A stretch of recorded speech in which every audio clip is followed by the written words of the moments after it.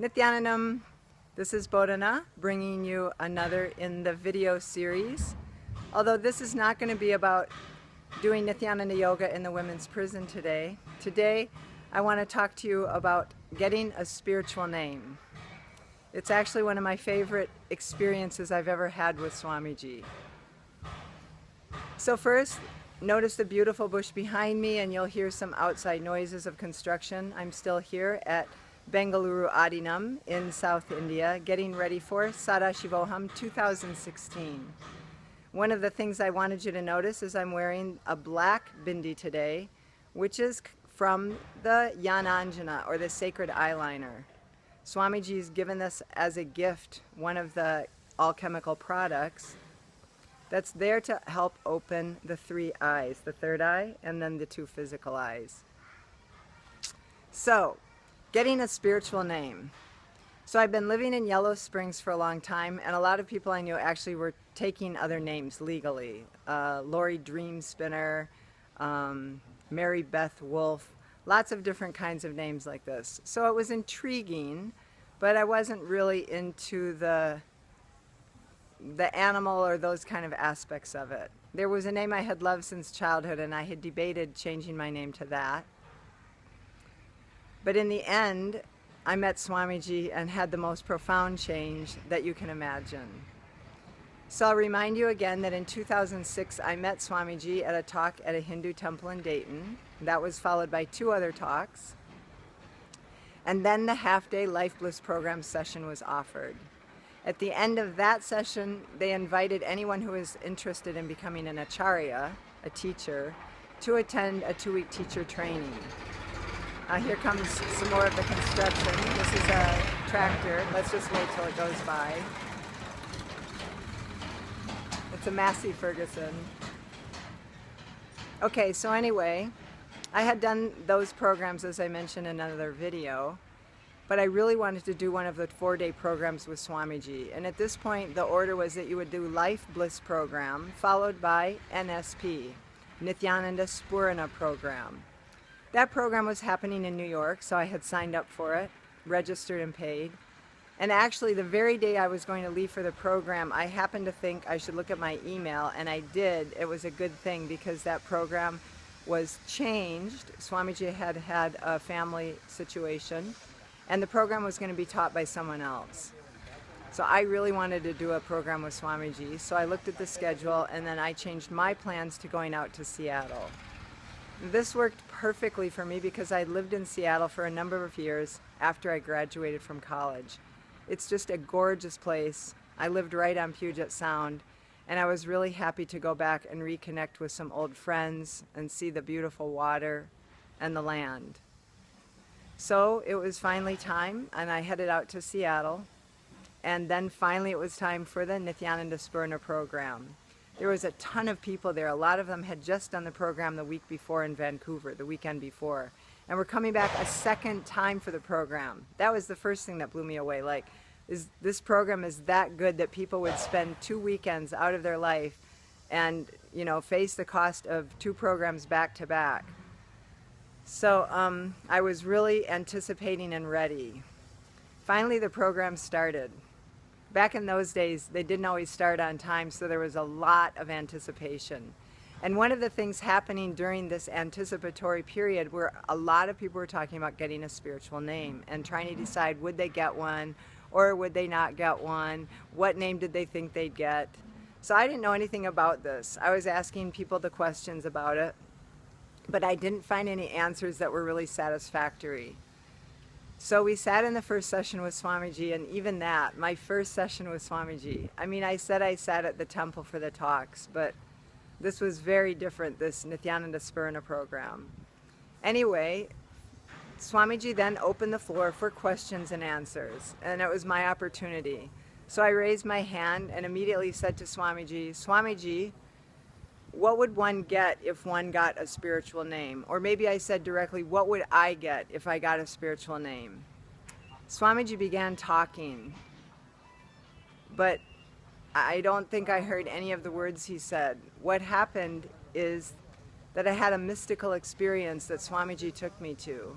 Immediately when Swamiji started talking, it was as if the roof of the building opened up, and then the whole space and world opened up. And what I was seeing were mountains and crystal clear sky, and that was actually one of the qualities, just crystal.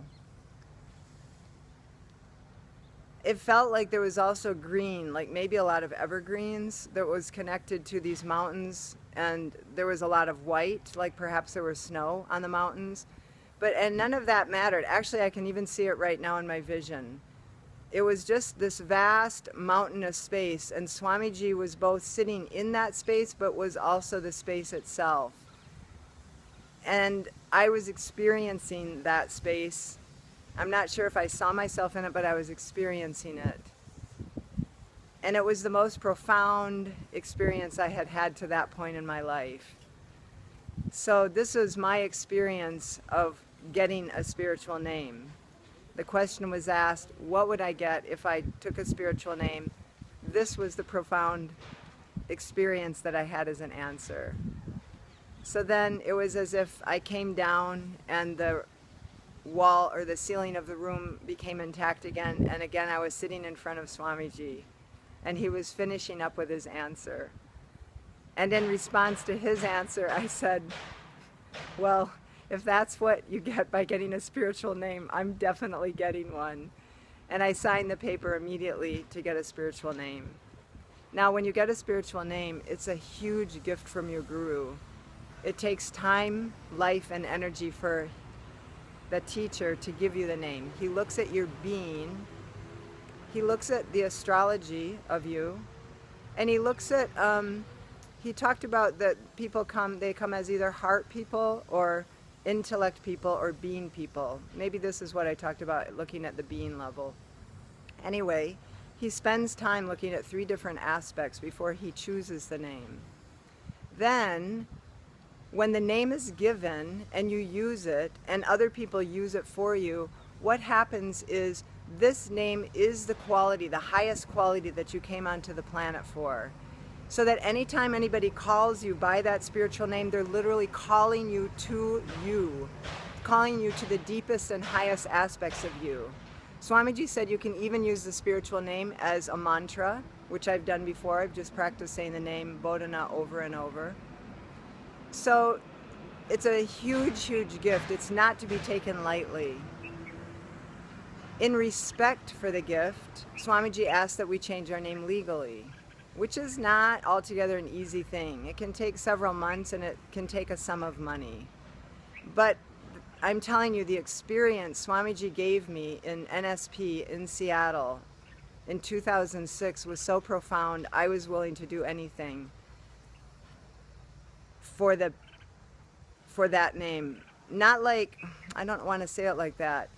The experience filled me up so much that it smoothed the way for me to easily change my name. There was just no question, no doubt. It was just like many other things in life that I've said yes to since meeting Swamiji. There was no effort, it was just easy.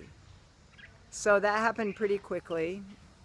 Changing my name legally in the face of my family is another story. But I did change it, and I've had the name since 2006. What I did not anticipate was the challenge of having a name like that in a conservative Ohio town, but it still has worked out. Having a name like this is an immediate introduction to Swamiji, into my spiritual path, my connection with Nithyananda Dhyanapeetham and the work that I do there to raise people's consciousness, to enrich people to Swamiji so that he can bring them to enlightenment. So any of you that have ever thought about having a different name, consider asking Swamiji for a spiritual name. There is a process for it, but it's so worth it. The name itself is in that highest space of possibility, and that's what Swamiji showed me. So that's the sharing that I wanted to give today. We're coming up to Sadashivoham 2016. Many people at that program will have a chance to receive spiritual names, as well as learning about the 25 states of consciousness 11 dimensions, and all of the products, the alchemy products Swamiji's giving us. If you're watching this video long after Sadashivoham 2016, there'll be many other programs available. So I'll always note in the comment section what the upcoming programs are. And if you have any questions about getting a spiritual name, a desire to do so, please don't hesitate to make a comment or to ask me about it. I'm having a lot of fun right now. A lot of people are requesting that I help them in getting caused for Sadashivoham 2016. So I'm just having a blast here, helping people find their way to Swamiji, to this amazing program. So I hope to see you all there, and if you watch this video after, I hope to see you either in Ohio or at one of the many programs around the world. Take care, and Nithyanandam.